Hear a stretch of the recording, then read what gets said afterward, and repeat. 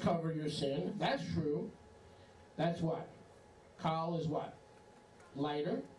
Vachomer, how much heavier? How much more true? Kal, light, easy. Kal, light. If the light statement is true, how much more truer is the heavier statement? Kal, vachomer. You find it throughout the Brit Hadashah, which is how you know that the Hebraic writers wrote the Brit Hadashah, the renewed covenant. It's full of kal vachomer. It is true that Yahweh allows marriage, especially if you're burning sexually. But if that's true, how much better is it to not marry and serve Yahweh full time? See, one thing is true, but how much more true is it to remain single and offer yourself to Yahweh full time? They're both good and they're both true. Kal, if Kal is true, how much more Chomer? Okay, so he's using the principle of Hebraic interpretation throughout the book of Yevrim called Kal Va-Chomer. Kal Va-Chomer. Meaning, if part A is true about the temple and the priesthood, how much more is part B and the eternal sacrifice? Rav Shaul is merely comparing priesthoods like in the book of Shoftim. What is the book of Shoftim? The book of Judges. What does Yahweh do in the book of Judges? He does what? He compares judges, doesn't he? Hello? It says this judge was Tov, this judge was Ra'ah, Lo Tov. This judge was Tov, this judge was Lo Tov, Ra'ah. That is not man minimalizing lesser quality judges, but is Yahweh's view and commentary on the quality of the judge. Okay? Does the book of Judges speak about different kinds of judges? Hello? Does the book of Judges speak about different kinds of judges? Yes, it does, right? Does that mean Yahweh's minimalizing some judges? No. He's just comparing the different judges, their different judgeship, the different times that they were judging and ruling over Israel. Amen?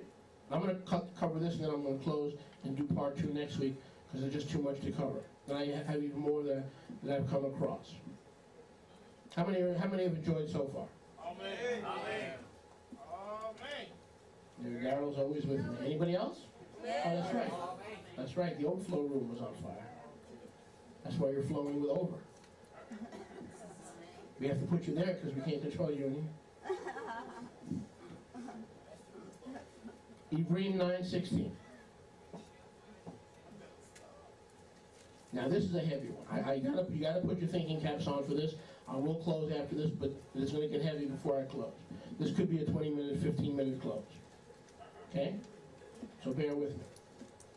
Okay? How many willing to bear with me? Amen. Baruch Hashem Yahweh. Yevrim 9:16.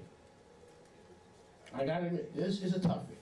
That altar of incense, that golden altar of incense in the Holy of Holies, that is not easy to answer. If you don't know that Yahweh allowed that thing to be rolled in there on Yom Kippur to protect, to give him spiritual sunscreen, that's a toughie. That's not easy. I mean, let's be honest. You gotta know your Bible. You gotta know your stuff. Which is why you want to be plugged into where Yahweh wants you to. Now, Yevrim 9:16. For where a will is presented, circle that word will, it shows the death of its maker. I'm not going to do that. First I'm going to read it in King James. How many have your King James Bible? Come clean now, please. Or Reina Valera, as opposed to Snowy Valera. How many have Snowy Valera? Or Reina Valera? Okay, so ready? For where a covenant is that word covenant in italics? Huh? No, yes, in Spanish? Okay, forget that. Then we have the word covenant or testament in italics. No? Very good. It shouldn't be in italics. It's there in the Aramaic and the Greek. Let's continue. Yevrim 9:16, just testing you. For where a covenant is it in italics in the King James? No. That means it's in the text. It really is in the Aramaic and the Greek text. It really, really is. Okay? Where a covenant is, there must be of necessity, notice, the death of the one who makes it. For a covenant is valid, now listen very carefully, for a covenant is valid only when men are dead, for it is never enforced while the one who makes it lives.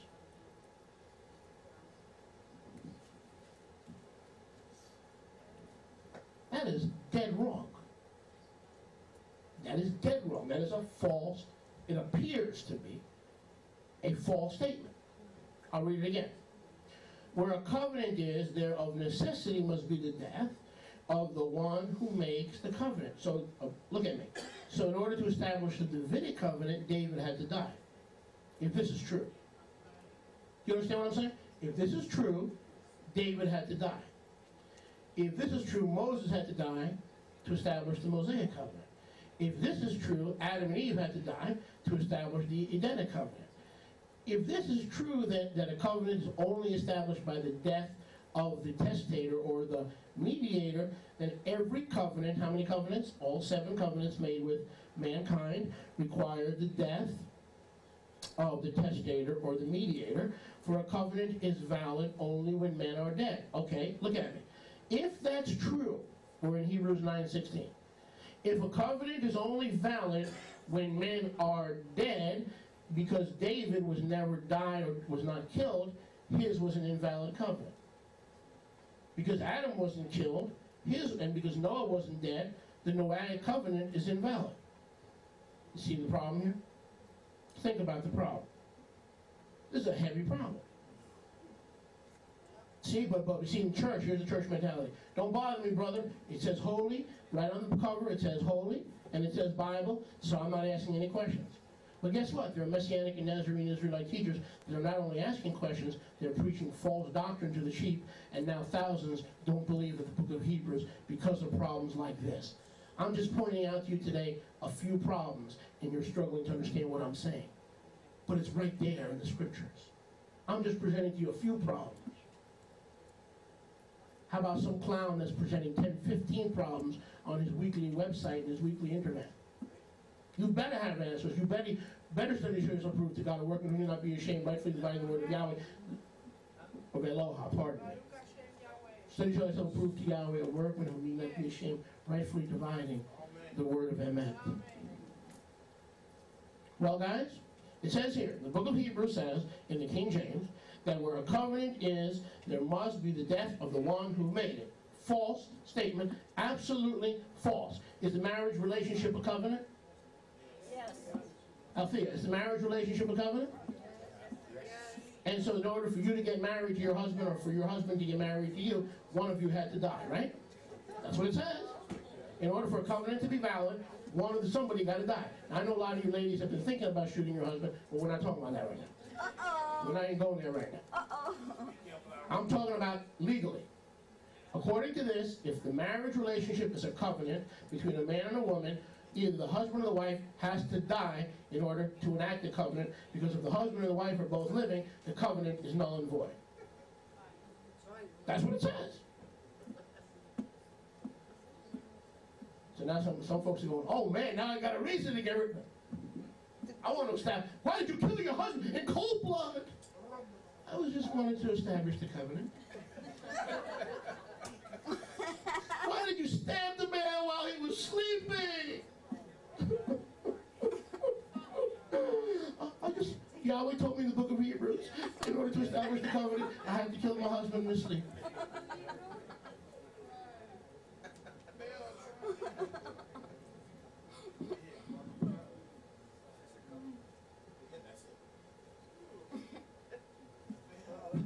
This is a false statement, guys.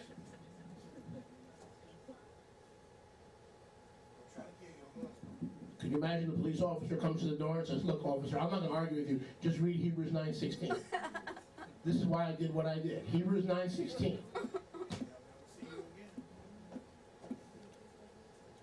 How do we weasel our way out of this one?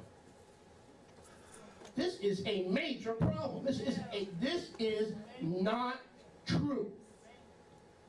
There is not a single covenant between Yahweh and man that was established by the death of the testator or the mediator. Not one, except the Brit Hadashah. How do we get out of this one? Watch this. A covenant is only valid if one of the parties to the covenant is dead. You say, what?